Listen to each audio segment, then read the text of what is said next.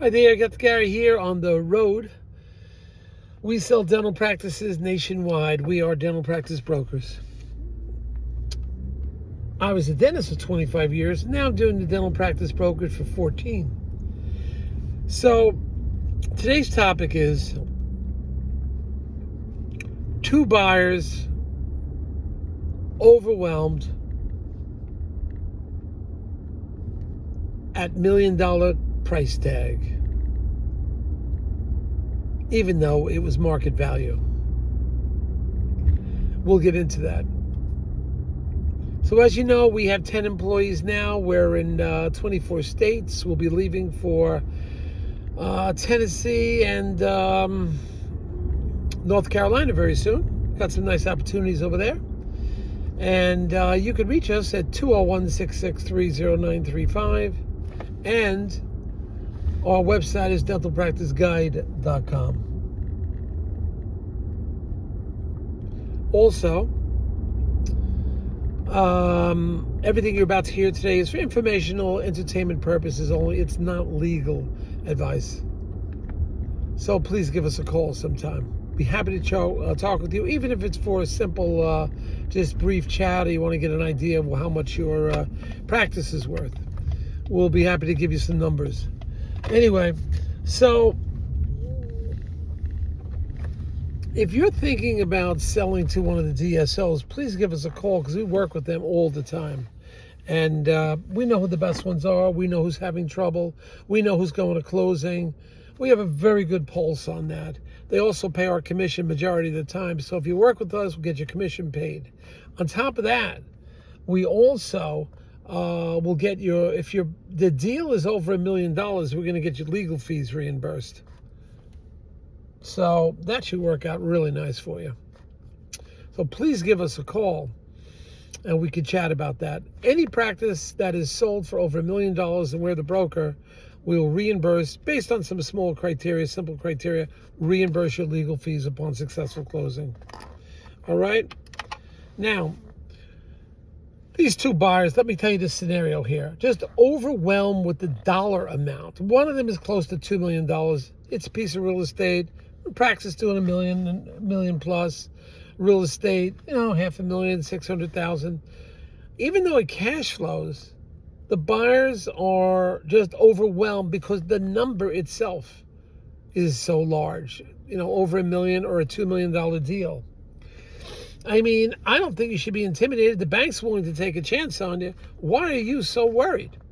They just can't get their arms around it. That's what it comes down to. A lot of the younger doctors, when they see a huge number like this, can't get their arms around it. So scenario number one, close to a $2 million deal, can't get the arms around it because the number is so large. They never purchased anything that big in their life, and they are just overwhelmed, totally overwhelmed. So that's what's happening there. I don't know what's going to happen. I think the buyer is just going to, it looks like the buyer is going to walk and somebody else is going to come in.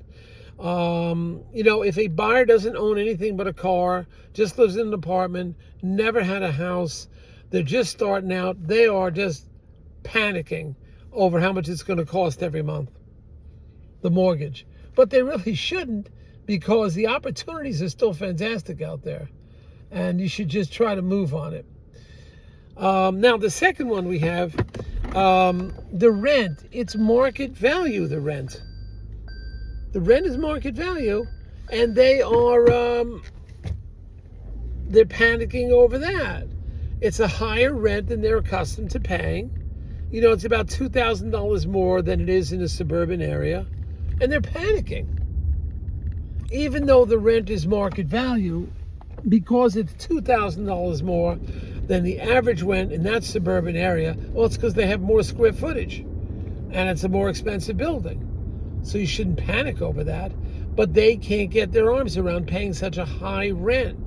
But it's irrelevant, because the rent was coming in 5 to 8%, somewhere around there, of the, I believe that's what it was, 5 to 8% of what the gross is.